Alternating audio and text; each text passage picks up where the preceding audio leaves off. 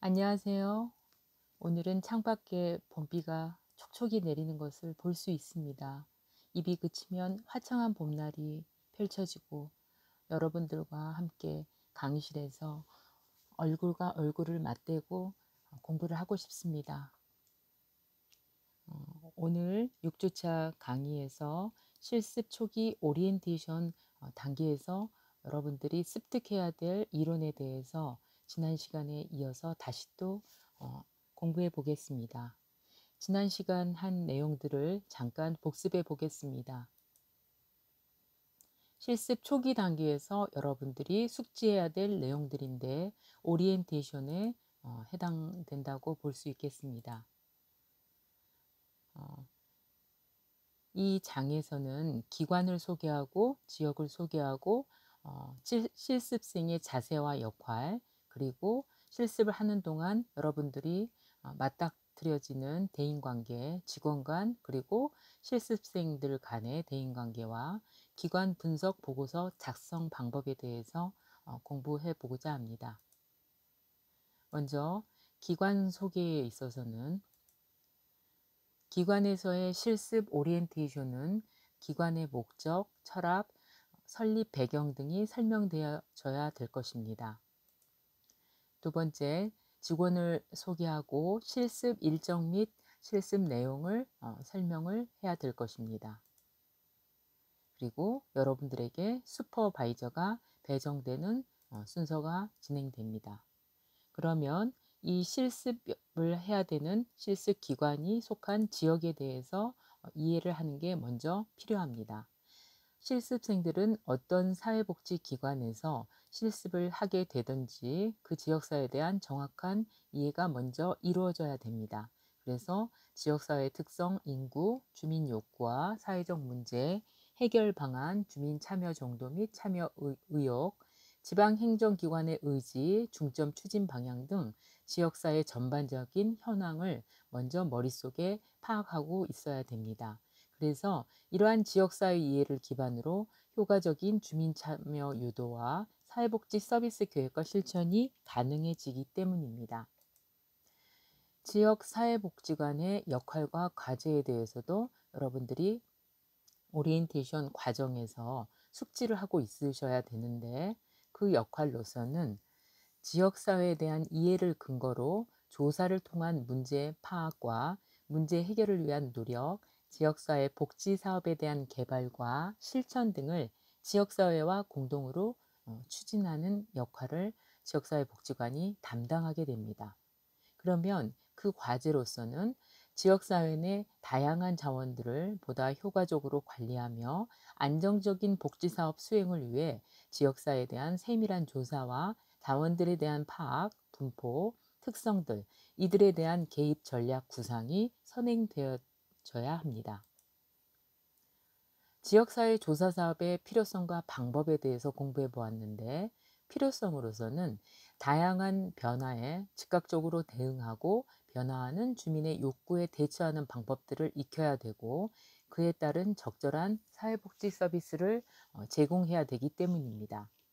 그리고 지역사회에 대한 기초 지식을 바탕으로 지역사회 변화에 대한 관심을 가지고 지역사회에서 대두되고 있는 문제가 무엇이며 그것에 대한 해결 방안과 연계 가능한 자원에 대한 분석을 실시함으로써 이후 프로그램 계획과 개발 과정에 적절하게 적용하고 실천해야 되기 때문에 지역조사의 필요성이 생기게 되는 것입니다.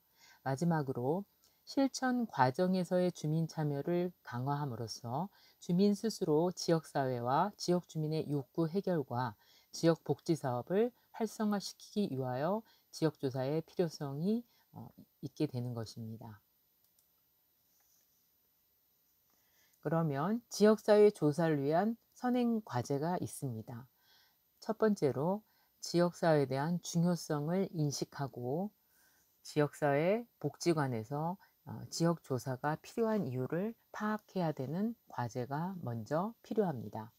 두 번째, 지역사회 조사를 하기 위해서 복지관에서 3년마다 제작하게 되어 있는 지역사회 욕구 조사 자료를 먼저 여러분들이 숙지를 하셔야 되고, 세 번째로 기관의 프로그램에 대한 이해와 분석이 필요한데 이는 복지관 홈페이지나 연도별 사업 보고서 등을 살펴봄으로써 알 수 있게 됩니다.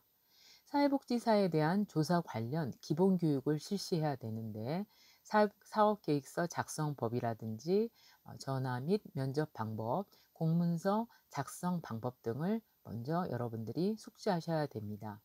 사회복지사뿐만 아니라 여러분들이 일반 회사에서의 인턴 역시 그 기업에서 필요로 하고 있는 것, 그 기업의 정책, 행정, 연도별 사업 보고서, 그 다음에 이러한 프로포저를 작성하고 전화와 면접을 하는 방법, 공문서 작성 방법을 배우는 것과 똑같은 원리와 마찬가지로 사회복지사 역시 실습을 할 때 일반 기업이나 회사에서 하는 것과 똑같은 과정을 거치게 되는 것입니다. 특별히 사회 조직을 위한 노력들이 있는데 이는 실천 과제에 해당되는 노력들입니다.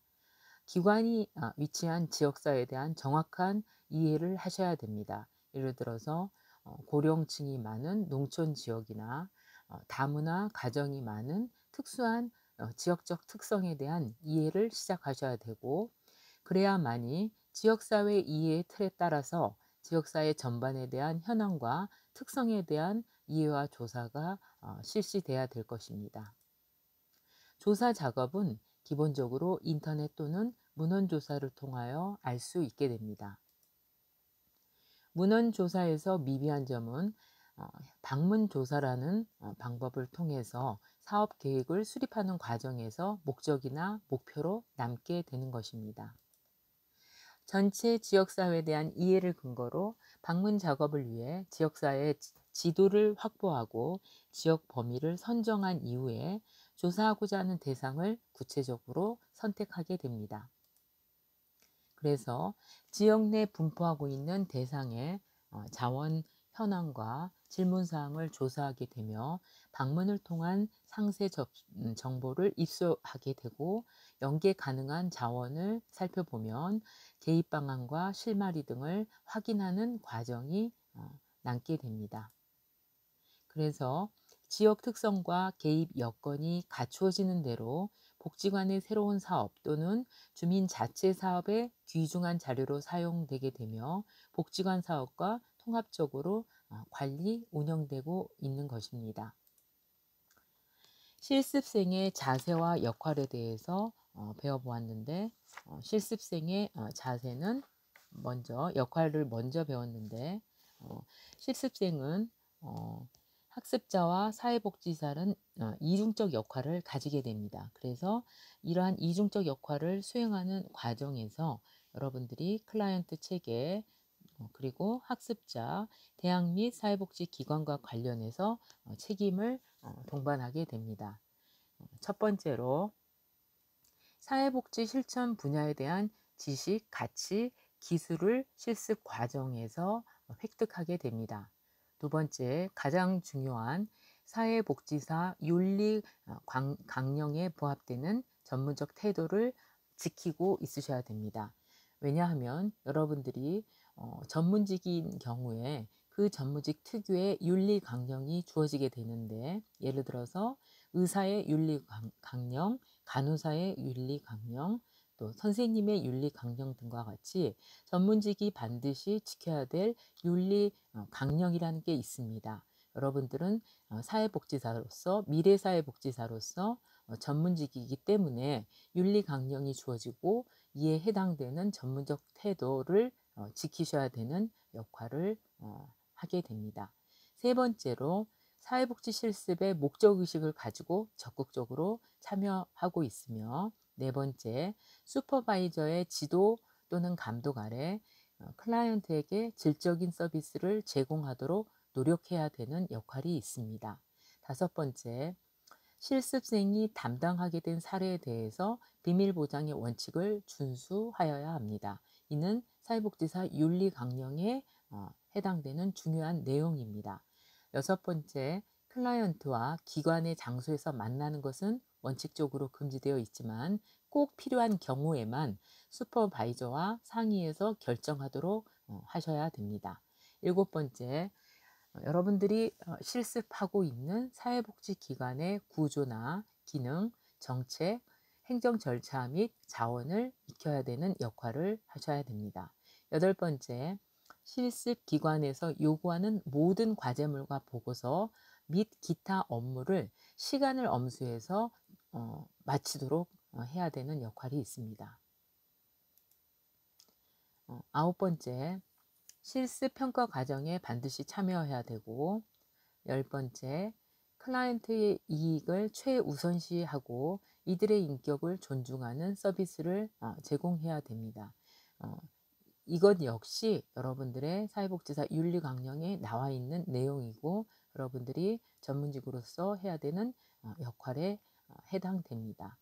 11번째, 슈퍼바이저와 반드시 열린 커뮤니케이션, 정직하고 솔직한 커뮤니케이션 방식을 유지하도록 노력하셔야 되고, 12번째, 복장과 출석, 지켜야 될 행동 등에 대한 것들은 관련된 실습기관의 정책에 따르도록 하셔야 됩니다.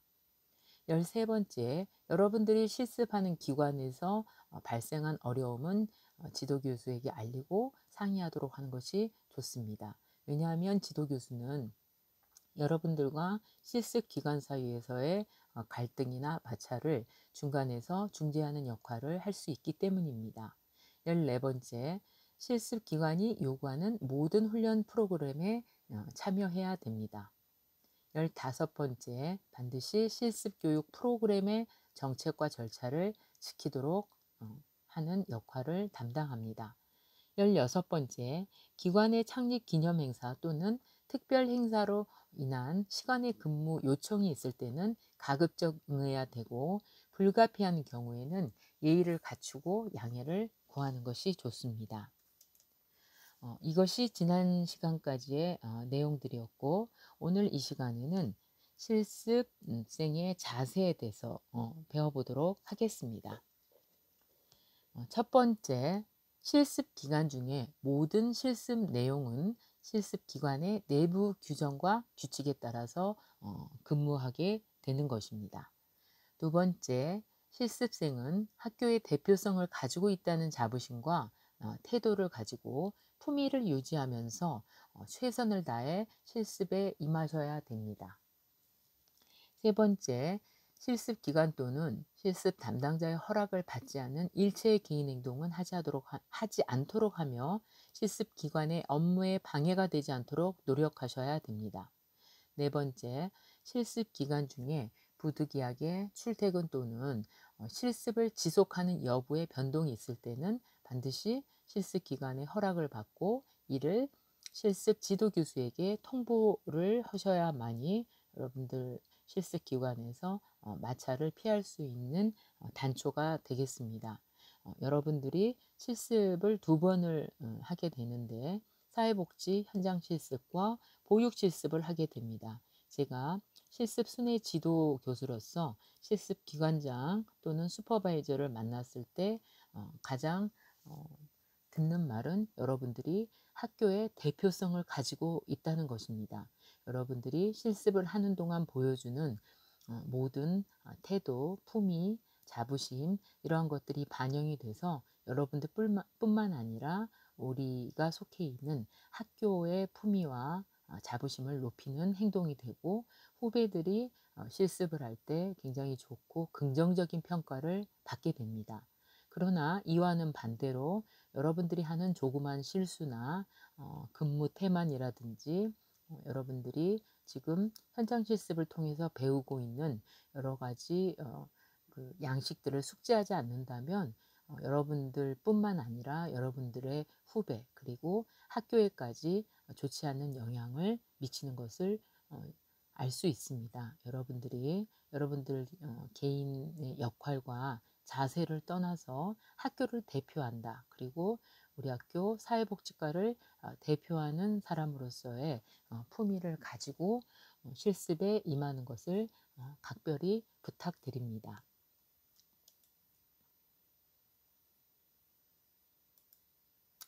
여러분들이 실습 기간에서 실습을 하는 동안 만나게 되는 직원 간 그리고 실습생 간의 대인관계에 대해서 공부해 보겠습니다. 대인관계에서 중요한 것은 다른 사람들과 협력적으로 일하거나 다른 사람들로부터 협력을 확보하는 데 필요한 대인관계 기술들을 여러분들이 익히셔야 되는데, 기본적인 대인관계상의 의사소통 기술과 동료와의 관계 기술이 요구된다고 볼 수 있겠습니다. 실습 지도자와의 의사소통 기술이 있겠습니다. 실습 지도자와 의사소통을 할 때 여러분들이 다른 사람들의 말을 경청하고 명확한 의사소통을 할 수 있고, 감정이입을 할 수 있는 것으로서 언어적, 비언어적 단어들을 이해할 수 있는 능력들이 필요합니다. 이를 위해서 학교에서는 대인관계론이라든지 의사소통 기술론을 교양 과목에서 여러분들이 1학년 때 충분히 배우고 들어가게 됩니다. 여러분들이 충분히 이러한 것들이 몸에 익혀지지 않는다면 상당히 이러한 직원 간의 그리고 실습 지도자와의 의사소통 기술에서 어려움을 겪을 수가 있게 됩니다. 실습 지도자는 학생들에게 기본적인 의사소통 훈련을 진행할 수도 있고, 이를 통해 학생들에게 자신의 의사소통 유형을 탐색하는 과제를 제출할 수도 있습니다. 왜냐하면 여러분들을 지도해주고 관리를 해주는 슈퍼바이저, 실습 지도자와의 상호작용이 활발하게 이루어지기 위해서는 의사소통 유형을 개별적으로 익히셔야 되기 때문입니다. 동료와의 관계에서는 실습생 동료들과 협력하고 갈등을 해결하며 과업 집단에 건설적으로 참여할 수 있는 능력을 키우셔야 됩니다. 실습생들은 집단으로 실행하는 과제를 준비하거나 부서 회의 등에 참여함으로써 이러한 기술들을 학습할 수 있는 경험을 가지게 됩니다.